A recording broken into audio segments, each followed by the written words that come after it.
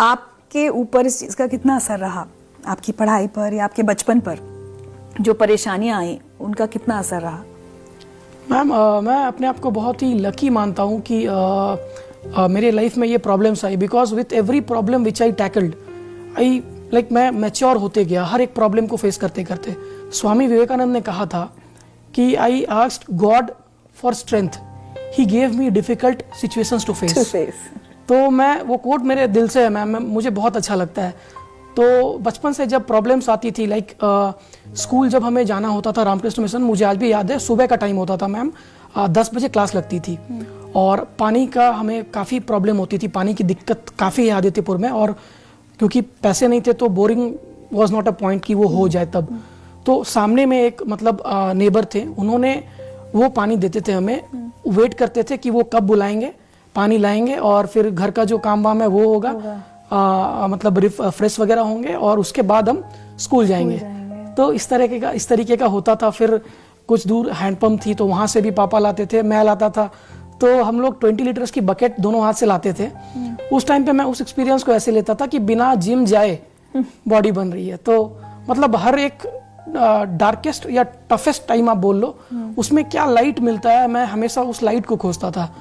For example दुकान जब चलती थी तो 6-7 में ही था मैं, तो हमारे वहाँ पे मैम जो मेडिसिन की बॉटल्स होती हैं वो जब खाली होती हैं तो उनमें आप एक बाती डाल के आप उसे एक डिबिया बोलते हैं हम उधर, तो आप डिबिया बनता है, वो केरोसिन ऑयल उस टाइम पे मिलता था। और तो वो केरोसिन ऑयल हम लोग पीडीएस के स्टोर से लाते थे।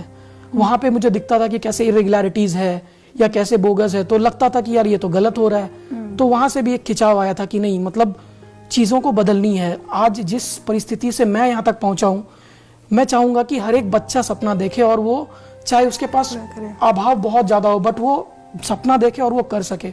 और यही मकसद है कि मैं आज यहाँ पे आपके सामने बैठा हुआ हूँ। तो वो डिबिया में भी मैं पढ़ाई करता था, उसमें केरोसिन डाल के। जी मैम, वो उसमें उस टाइम पे तो केरोसिन चलता था, गवर्नमेंट भी उस टाइम पे अलाउड था वो।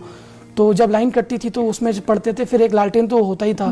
और दुकान में कुर्सी एक था पापा का, वो टूटा हुआ था पूरा, पर उसे कभी चेंज नहीं करते थे, तो उस पर बैठ नहीं सकते थे, तो खड़े होकर के काउंटर पे पढ़ाई कर रहे हैं, और अगर कोई कस्टमर आया तो उसे भी।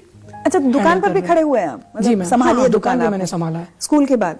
हाँ, मेरे स्कूल के बाद इवनिंग में तो घर पे रहते थे ना, तो दुकान, अगर पापा कहीं कुछ काम से गए तो दुकान भी संभालना, पढ़ाई भी होती रहती थी। अच्छा। तो वो होता था। फिर उसके बाद 2001 में जब पापा ने स्कूल की गाड़ी स्कूल चलाना स्टार्ट किया तो फिर तो दुकान बंद हो गया था। और पढ़ाई में लेकिन हमेशा होशियार थे, पढ़ना चाहते थे? जी मैम, पढ़ाई को there was no other option, पढ़ना ही था और कोई उपाय था नहीं मैम। तो मैंने एक चीज़ देखा है कि जिसके लिए मैं ऑलमाइटी अगर हम लोग बिलीव करें तो जिस भी फॉर्म में, क्यों मैं ग्रेटफुल हूँ कि उन्होंने एटलीस्ट ये हेल्प की मेरी कि पढ़ने में आई वाज ओके, क्योंकि मैंने ट्यूशन्स वगैरह नहीं ली थी 10th तक भी। अच्छा। और उसके बाद 11th-12th में मैं जब गया तो उस टाइम पे वहाँ पे कोचिंग हुआ करता था for IIT JEE entrance. IIT I did not new कि IIT कुछ होता है। 11th में गया तो पता चला अच्छा IIT होता है, उससे पहले पता था IAS होता है। तो IIT का भी सपना नहीं था मेरा, IAS सपना था। तो लेकिन क्योंकि 10th में मैंने टॉप किया था स्कूल में, तो फिर वो समाज जो होता है ना मैम कि ब्रांड करते हैं, अगर आप इंजीनियर बन जाओ, इंजीनियर बनना, आर्ट्स तो लेना ही नहीं है ना। तो मैं ये भी मैसेज देना चाहूँगा आपके शो से कि एक स्टूडेंट या फिर एक टीनेज या एक यूथ को जिस भी फील्ड में इंटरेस्ट है, उसे उस फील्ड के लिए हमें मोटिवेट करना चाहिए, इंकरेज करना चाहिए और उसे वो परस्यू करना चाहिए। और हम ब्रांड नहीं कर सकते कि ये टॉपर है तो ये तो यार IAS मटेरियल ही है, या इसे तो IIT ही करना चाहिए, बिकॉज उसके चलते जो एक यूथ के माइंड पे जो प्रेशर आता है ना, वो बस वो समझ सकता है, तो वो नहीं होना चाहिए। ये तो डॉक्टर या इंजीनियर? जी मैम, अगर आप टॉपर हो तो बाय डिफॉल्ट है कि आपको तो डॉक्टर बनना है, इंजीनियर बनना है, हो सकता है मुझे शेफ बनना हो सकता है मुझे आर्टिस्ट बनना हो सकता है मुझे क्रिकेट खेलना हो। तो ये चीज़ थी, तो फिर मैंने इंजीनियरिंग करी। 11th-12th में फिर क्या था कि फिर एक बहुत बड़ा इंटरेस्टिंग स्टोरी है कि 2012 में दीदी की शादी फिक्स हो गई।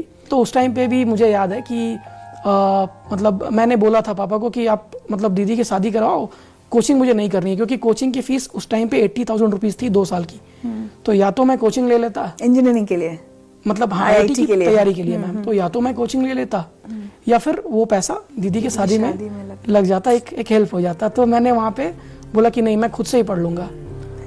और उससे पहले जब मैं 11th में एडमिशन लिया राजेंद्र विद्यालय में, हमारे स्कूल में 10th तक ही है, तो वहाँ पे मैम एंट्रेंस तो मैंने पास कर ली, लेकिन फिर वहाँ पे क्या था कि 6 months का फीस एक साथ हमें देना होता है।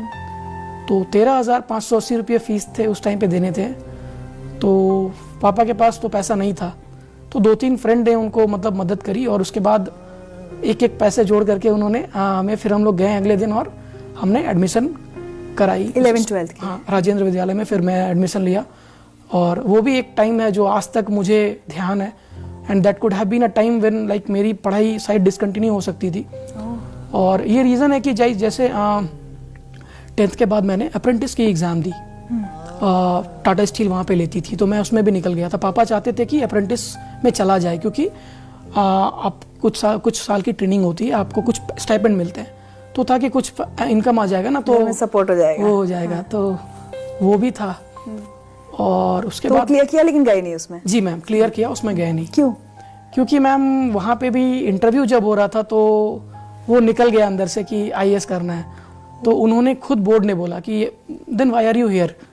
तो मैंने बोला कि sir my parents wanted that I should take this exam and I should clear it, therefore I am here. तो उन्होंने पूछा कि तो क्या करे, shall we take you? I told sir it's up to you. और उसके बाद as expected I was not like in the list. कि उन्हें लगा होगा ये तो छोड़ ही देगा अगर ये आईएएस की तैयारी करता है। और शायद उन्होंने लाइक मेरे लिए अच्छा किया। Had I been into apprentice I would not have been into IAS.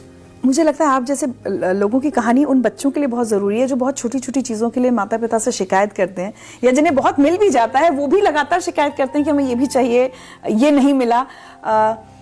कभी ऐसा हुआ कि जो भी घर के हालात थे उनकी वजह से, भाई बच्चा तो बच्चा होता है, उससे पूरी समझदारी की तो नहीं उम्मीद की जा सकती, कभी आपने अपने माता पिता से शिकायत की कि हमारे हालात ऐसे क्यों हैं, हमारे पास कार क्यों नहीं है, या हमारे पास इतने पैसे क्यों नहीं है कि मैं कंफर्टेबली पढ़ सकूं, ट्यूशन ले सकूं?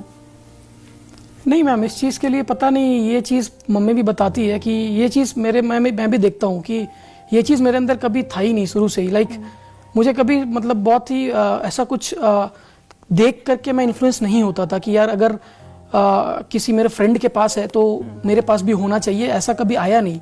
तो कभी मैं देखता था कि पापा के पास, क्योंकि मैम फैमिली थी तो सब दिखता था कि मतलब एक लिमिटेड अमाउंट पैसा पर मंथ पापा के पास आ रहा है स्कूल से, और उसमें बटा हुआ है कि इतने गैस में जाएंगे, इतने राशन में जाएंगे, इतने में कॉपी किताब आएगा, या इतने दूध वाले को देना है। तो दिखता था कि यार 2-3 हज़ार तो बच रहा है, 4 हज़ार तो बच रहा है, तो क्या ही ले लेंगे, इसमें क्या करना है, क्यों नहीं चाहिए। मतलब था कि बेसिक मिनिमम एक चीज़ चाहिए थी, वो थी कि बस पढ़ाई होते रहे, ये कैसे भी चलते रहे, बाकी सब तो मतलब मैनेज हो जाएगा, but this should go on. और एक इंसिडेंट है मैम, जब मैं राजेंद्र विद्यालय में गया, क्योंकि रामकृष्ण मिशन तो क्योंकि मिशन स्कूल था, तो वहाँ पे normally lower middle class students बच्चे ही थे, तो वहाँ पे तो ये कॉम्प्लेक्स आया नहीं। पर जब मैं राजेंद्र विद्यालय में गया, because that is one of the top schools of Jamshedpur, अच्छा, तो वहाँ पे ये कॉम्प्लेक्स थोड़ा सा एक दिन आया था, but then I very well managed it, क्योंकि सारे लोग स्कूटी से आते थे या फिर बाइक से आते थे, सारे स्टूडेंट्स लाइक 11th-12th के, और मैं साइकिल से, तो मेरा सिंगल अकेला साइकिल पूरे स्टैंड में होता था।